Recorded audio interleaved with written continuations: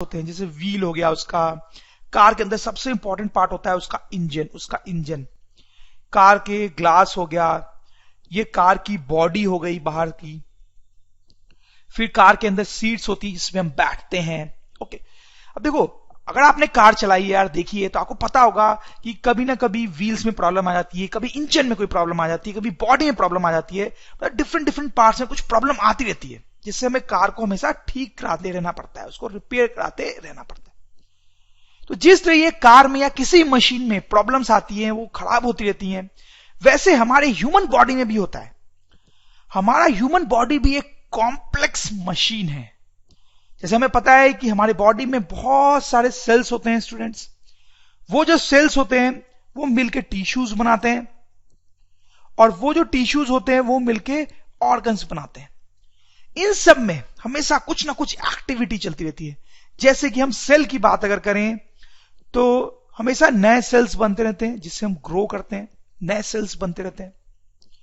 कोई सेल खराब हो गया है तो उसमें रिपेयरिंग का काम चलता रहता है।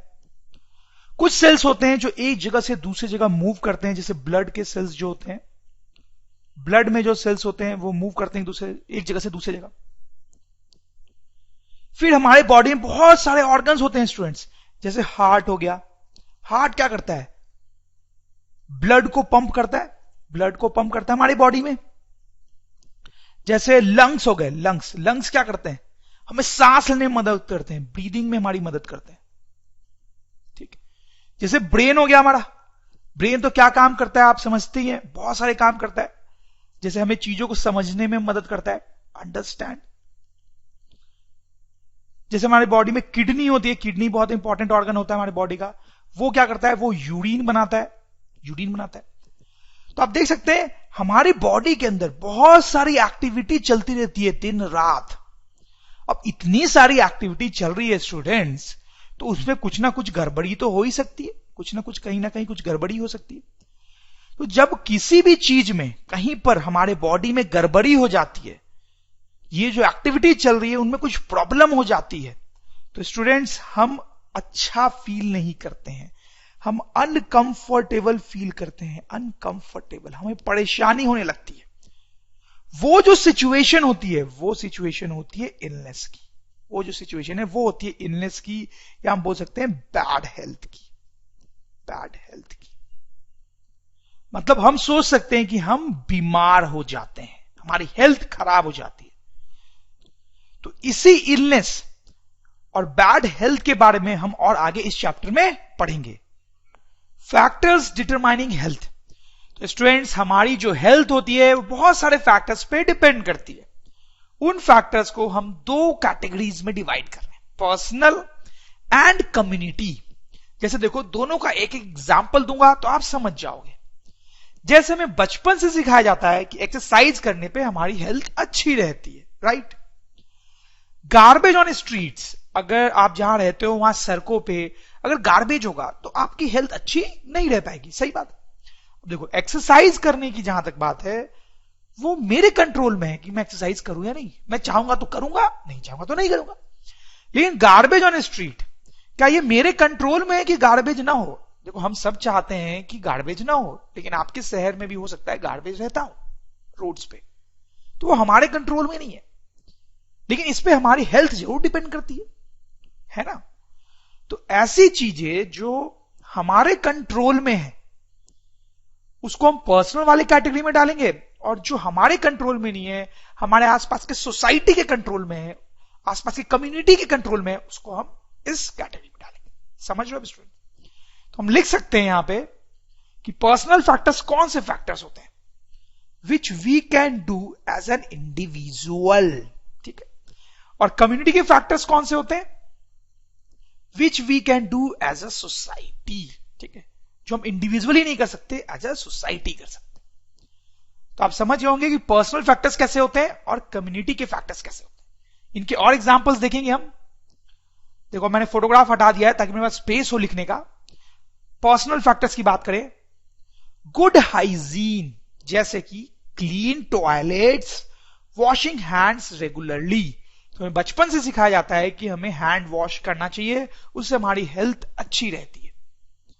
न्यूट्रिशियस फूड, हमें न्यूट्रिशियस फूड खाना चाहिए अच्छी हेल्थ के लिए। अब देखो कम्युनिटी रिलेटेड और भी हम पॉइंट्स देखेंगे। Cleaning of drains on roads, roads पे ड्रेन्स होती हैं उनको साफ रखना चाहिए। अब देखो स्टूडेंट्स, गुड जॉब्स, अच्छा अच्छी हेल्थ के लिए लोगों के पास अच्छी जॉब्स होनी चाहिए। आपको लग रहा हो यार अच्छी जॉब से अच्छी हेल्थ का क्या लेना देना है? देखो good jobs should be available so that people can afford good food. देखो अभी हमने पढ़ा कि अच्छा खाना, न्यूट्रिशियस फूड जरूरी है अच्छे हेल्थ के लिए, लेकिन न्यूट्रिशियस फूड जो है वो महंगा आता है।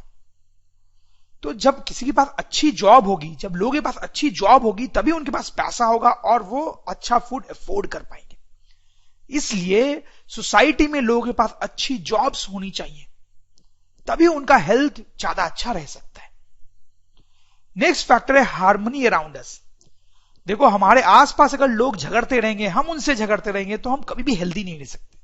उसके लिए एक हार्मोनियस और फ्रेंडली एनवायरनमेंट जरूरी है स्टूडेंट्स, आप समझ रहे हो? तो हमने देखा कुछ पर्सनल फैक्टर्स जो हम खुद प्रैक्टिस करके अपनी हेल्थ बेटर कर सकते हैं, और कुछ कम्युनिटी रिलेटेड फैक्टर्स जो हम जिस सोसाइटी में रहते हैं, जिस इंवायरमेंट में रहते हैं, उस पर डिपेंड करते हैं। ठीक, जिसे मैं आपको फाइनली ये बताना चाहता हूं कि our health depends not only on our own habits, our health depends not only on our own habits but also on environment around us. सही है, सिर्फ हमारी हैबिट्स पे हमारी हेल्थ डिपेंड नहीं करती है, हमारे आसपास की इन्वायरमेंट पे भी हमारी हेल्थ डिपेंड करती है। जैसे एक सिंपल सा एग्जांपल मैं आपको बताऊं तो आप देख सकते हो कि ये बच्चे बेचारे, आप देखो कैसे गंदे एनवायरमेंट में इनको खेलना पड़ रहा है, लेकिन ये जो बच्चे आप देखो कितने साफ सुथरे एनवायरमेंट में खेल रहे हैं। तो आपको क्या लगता है किन बच्चों का हेल्थ बेटर होगा? आप समझ रहे होंगे इन बच्चों का हेल्थ उतना अच्छा शायद ना हो और इन बच्चों का हेल्थ अच्छा हो, बिकॉज ऑफ बेटर एनवायरमेंट। तो स्टूडेंट्स अभी तक हमने नॉर्मल टाइप की बातें की हैं जो आपको ऑलरेडी से पहले पता भी होगी। अब धीरे धीरे हम टेक्निकल होते जाएंगे। ये देखो यहां पे दो टर्म्स मैंने लिखे हैं, हेल्थ और डिजीज। हेल्थ और डिजीज नॉर्मली लोग समझते हैं कि दोनों टर्म सेम ही होते हैं, बट ऐसा नहीं है, उनमें डिफरेंस है। क्या डिफरेंस है मैं आपको बताना चाहता हूं। जैसे कि सबसे पहले हम डिजीज की बात करें। डिजीज क्या होता है? डिजीज बहुत खतरनाक वर्ड, इसका मतलब होता है कोई बीमारी। जैसे कैंसर एक बीमारी है, डिजीज है। एड्स एक बीमारी है, एक डिजीज है। मलेरिया ये एक बीमारी है, डिजीज है। ये तो क्या डिजीज। अब हेल्थ का क्या मतलब होता है स्टूडेंट्स?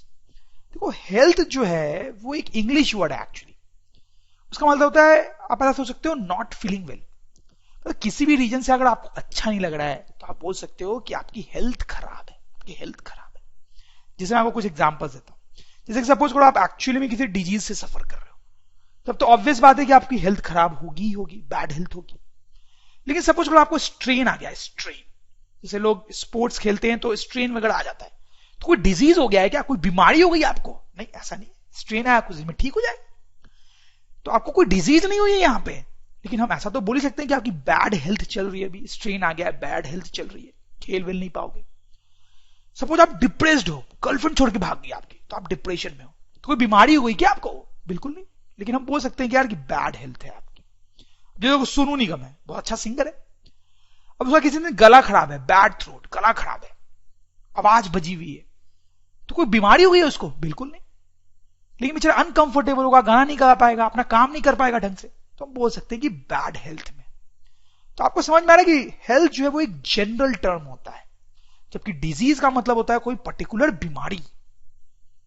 और इंपॉर्टेंट बात यह है कि जो मैं लिख रहा हूं यहां पे, one can be in bad health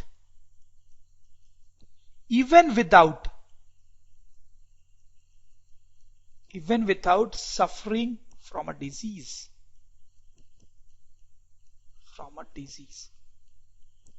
तो ऐसा हो सकता है कि लोग किसी डिजीज से सफर नहीं कर रहे हो, लेकिन तब भी उनकी हेल्थ खराब हो। ठीक है, तो डिजीज होना और हेल्थ खराब होना एक ही बात नहीं है।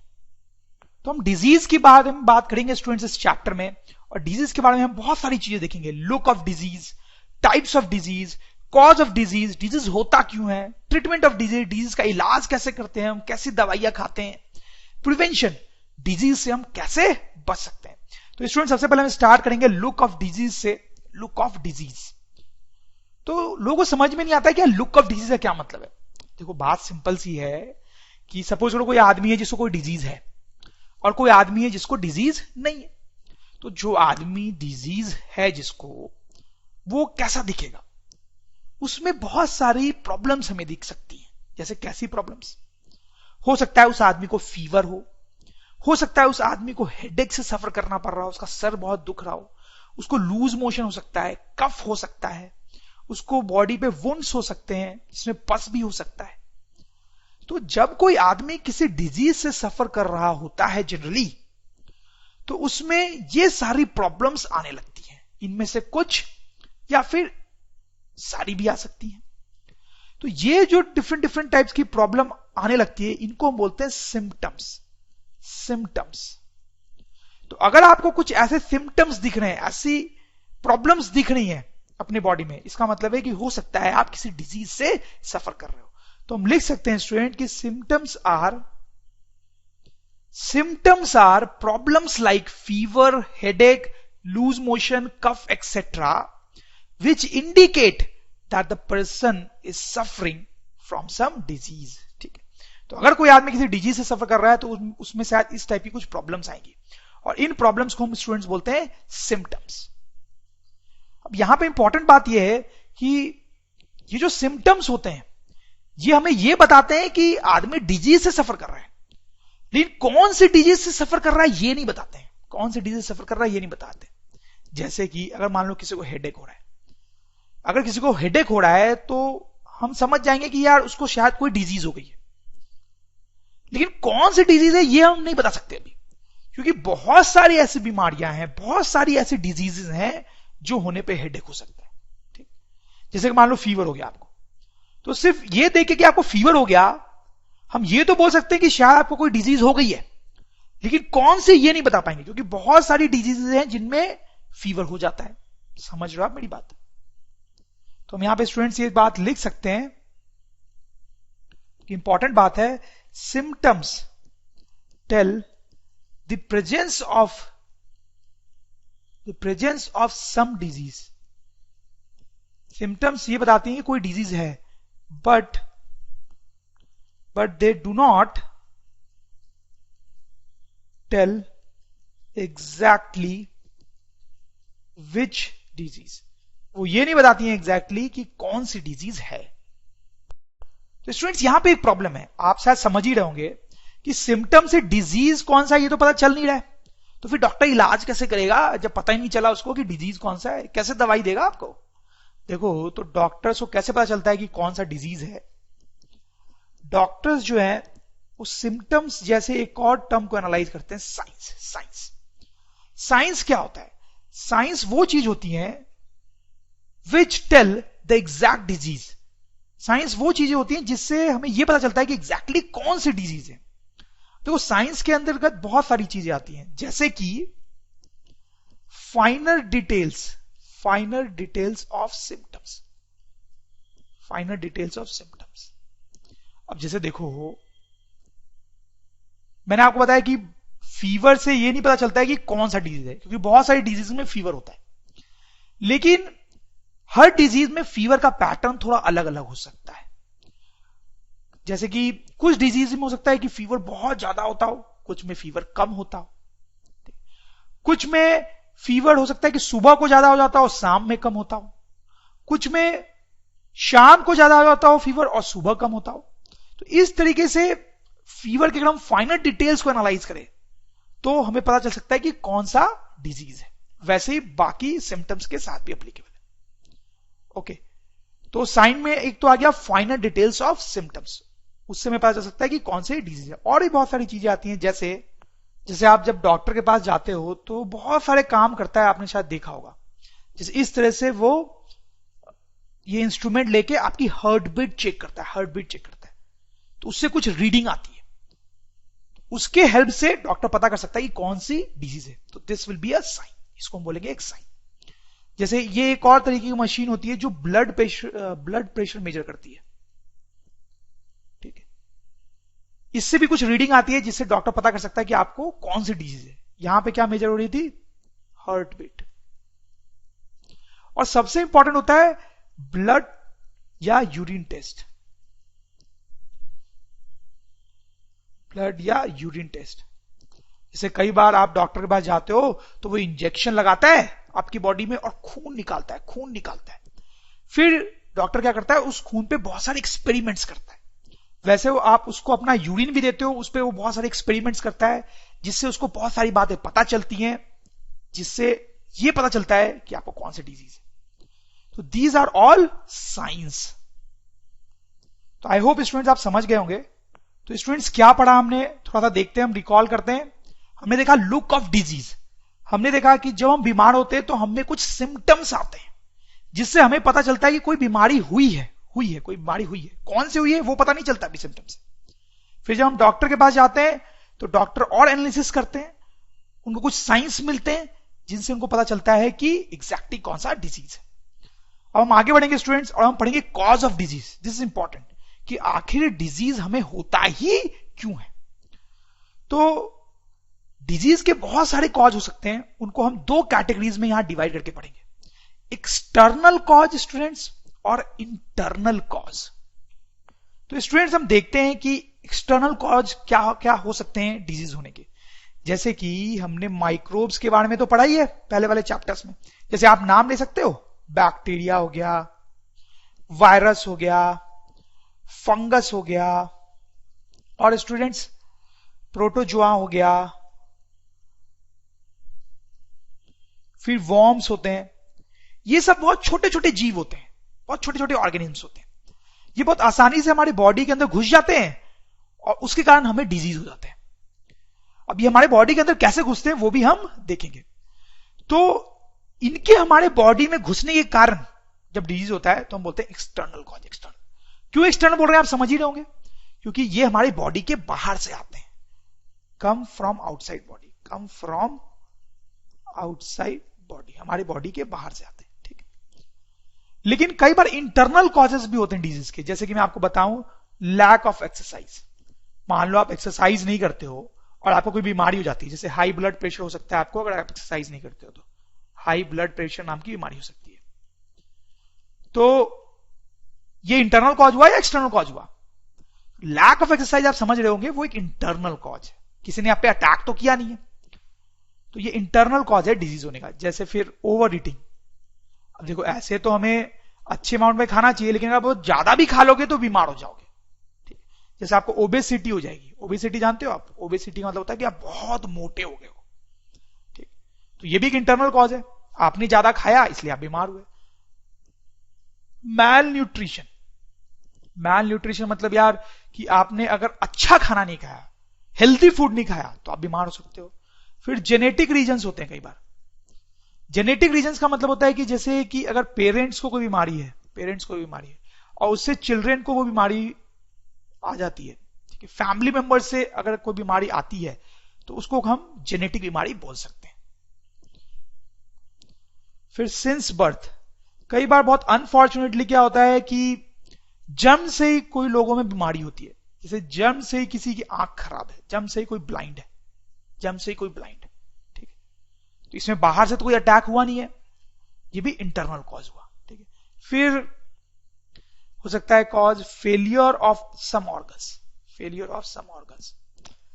जैसे कोई ऑर्गन आपका फेल हो गया, जैसे किडनी अचानक फेल हो गई, ठीक है, किडनी अचानक फेल हो गई, हार्ट अचानक फेल हो गया, ठीक है, आपकी आंखें अचानक फेल हो गई तो आप ब्लाइंड हो गए।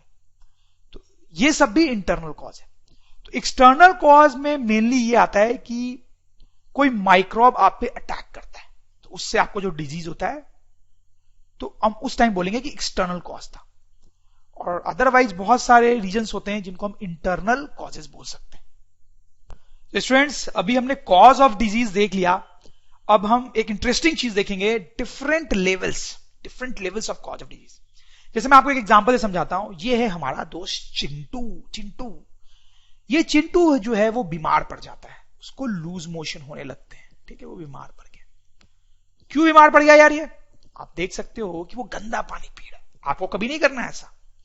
तो वो जो गंदा पानी पी रहा था उसमें माइक्रोब्स थे, सपोज करो वायरस था। तो जब उसने पानी पिया तो पानी के साथ साथ वायरस भी उसके बॉडी में चला गया और उसने उसको बीमार कर दिया। तो हम बोल सकते हैं चिंटू क्यों बीमार हुआ? क्योंकि उसके बॉडी में वायरस चला गया। सही है। अब उसके बॉडी में वायरस क्यों गया? तो हम बोल सकते हैं वायरस इसलिए गया क्योंकि उसने डर्टी वाटर पिया। ठीक। अब उसने डर्टी वाटर पिया क्यों पिया उसने डर्टी वाटर? उसको शौक है डर्टी वाटर पीने का? नहीं, बेचारा गरीब है, उसके पास पीने का साफ पानी है ही नहीं। तो इसलिए प्यास लगी तो मजबूरी में प्यास बुझाने के लिए गंदा पानी पीना पड़ा। तो उसने क्यों पिया गंदा पानी? Because of poverty, because of poverty. समझ लो आप स्टूडेंट्स? तो अगर देखा जाए तो टेक्निकली उसके बीमार पड़ने का रीजन तो है वायरस, लेकिन देखा जाए तो कहीं ना कहीं पोवर्टी, गरीबी भी उसके बीमार पड़ने का रीजन है। ठीक है। तो यहां पर हम क्या बोलेंगे? हम बोलेंगे कि ये जो वायरस का उसके बॉडी के अंदर जाना है, ये जो है वो इमीडिएट कॉज है। ये इमीडिएट कॉज है उसके डिजीज का, इमीडिएट कॉज है। या फिर हम बोलेंगे उसको कि वो फर्स्ट लेवल कॉज है, फर्स्ट लेवल कॉज। उसने गंदा पानी पिया, इसको हम बोलेंगे second level cause of his disease, second level cause of his disease. वो गरीब है, उसको हम बोलेंगे third level cause of his disease. समझ गए होंगे स्टूडेंट्स आप? सिंपल सी बात है। अब स्टूडेंट्स यहां पे एक और बात है समझने की। चिंटू जिस बस्ती में रहता है उसमें और बहुत सारे बच्चे हैं, बिल्कुल, और उनका सिनेरियो वही है जो कि चिंटू का है। चिंटू की तरफ वो भी गरीबी का शिकार है। जब प्यास लगती है तो चिंटू की तरफ वो भी यही गंदा पानी पीते हैं, और यही गंदा पानी पीते हैं तो उनके अंदर भी यही वायरस जाता है। तो कायदे से चिंटू की तरह इन सबको लूज मोशन स्टार्ट हो जाना चाहिए, सबको बीमार हो जाना चाहिए। लेकिन क्या लगता है आपको, ऐसा होता हुआ क्या कि सारे के सारे बच्चे बीमार हो जाते हो? नहीं, ऐसा नहीं होता। ठीक है। सब गरीब हैं, सब यही गंदा पानी पीते हैं, सबके अंदर वायरस जा रहा है, लेकिन बीमार सिर्फ कुछ ही होते हैं, सारे के सारे बीमार नहीं हो जाते। और आप थोड़े परेशान हो गए होंगे ऐसा क्यों? तो देखो मैं आपको एक चीज समझाऊंगा यहां पे, genetic difference. Genetic difference, genetic difference का मतलब देखो क्या होता है कि मान लो कि दो लोग हैं और ये मिलके एक बच्चा पैदा करते हैं। ठीक है, एक चाइल्ड पैदा करते हैं ए, और दो दूसरे अलग लोग हैं, ये दोनों मिलके दूसरा चाइल्ड पैदा करते हैं, चाइल्ड बी। ओके। अब देखो ये जो दो लोग हैं वो अलग होंगे compare to these two people. सही है। जैसे इनमें बहुत सारी अलग अलग प्रॉपर्टीज हो सकती है इन लोगों में कंपेयर टू दीज पीपल। मतलब इनकी हाइट अलग होगी, इनका कलर अलग होगा, इनके बोलने का ढंग अलग होगा, मतलब अलग अलग चीजें होंगी इनमें कंपेयर टू देम। तो क्या होगा कि इनका जो बच्चा होगा, चाइल्ड है, वो अलग होगा कंपेयर टू चाइल्ड भी। इन दोनों बच्चों में बहुत सारे डिफरेंसेस होंगे, बहुत सारे डिफरेंसेस होंगे, और उसका रीजन होगा उनके डिफरेंट पेरेंट्स, उनके डिफरेंट पेरेंट्स। तो डिफरेंट पेरेंट्स होने के कारण, डिफरेंट पेरेंट्स होने के कारण जो डिफरेंसेस होते हैं बच्चों में, उनको हम बोल सकते हैं स्टूडेंट्स जेनेटिक डिफरेंसेस। उनको हम बोल सकते हैं जेनेटिक डिफरेंसेस। हायर क्लासेस में इनके बारे में हम और पढ़ेंगे। ओके। तो अब ऐसा हो सकता है कि ये जो चाइल्ड है ये थोड़ा सा स्ट्रांग है वायरस को लेके, मतलब ये वायरस को थोड़ा टॉलरेट कर सकता है, मतलब कोई वायरस इसके बॉडी में जाए तो ये जल्दी बीमार नहीं होगा, ये इसकी ऐसी प्रॉपर्टी है इस चाइल्ड की। लेकिन ये चाइल्ड ऐसा हो सकता है कि ये तुरंत बीमार हो जाए, ये वायरस को टॉलरेट नहीं कर सके, थोड़ा भी इसके अंदर वायरस गया तो ये बीमार हो जाएगा। ठीक। तो अब आप समझ होंगे स्टूडेंट्स कि क्यों कुछ ही बच्चे बीमार हो रहे थे हालांकि सबके अंदर वायरस जा रहा था। तो जो बीमार हो रहे थे उनके बीमार होने का रीजन है जेनेटिक डिफरेंस, जेनेटिक डिफरेंस। ठीक है। तो सबके अंदर वायरस गया, सबने गंदा पानी पिया था, सबके अंदर वायरस गया, लेकिन बीमार कुछ ही हुए। ठीक है, क्योंकि सब बच्चे जेनेटिकली थोड़े डिफरेंट हैं। तो स्टूडेंट्स चिंटू के बीमार होने में जेनेटिक डिफरेंस का भी रोल है। ठीक है, चिंटू के बीमार होने में जेनेटिक डिफरेंस का भी रोल है। तो ये जो जेनेटिक डिफरेंस है उसको हम यहां पे बोल सकते हैं contributory cause of disease, contributory cause of disease. आप समझ रहे हो ना? देखो फंडामेंटली तो डिजीज वायरस के कारण हो रहा है, जो डर्टी वाटर से आया और जो पॉवर्टी के कारण है। तो फंडामेंटली जो बीमारी है वो वायरस से फैल रही है।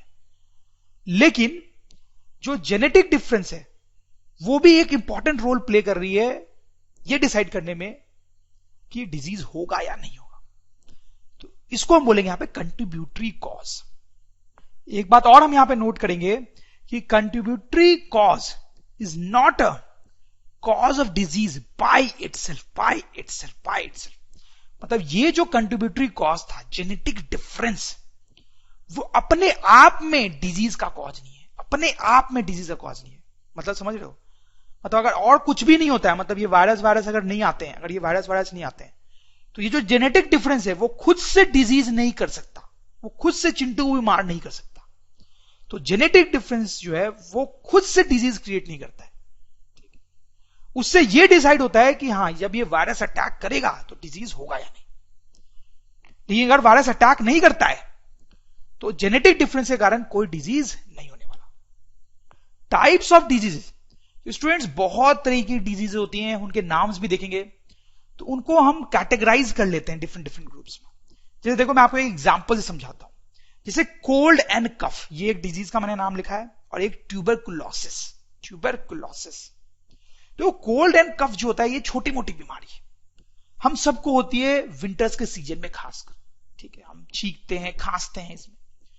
ट्यूबरकुलोसिस जो है वो एक बहुत बड़ी बीमारी है और बहुत खतरनाक बीमारी है, इसमें हमारी जान भी जा सकती है। अब देखो ये अगर कोल्ड एंड कफ जैसे आपको बीमारी हो गई तो कितना टाइम लगेगा इसको ठीक करने में?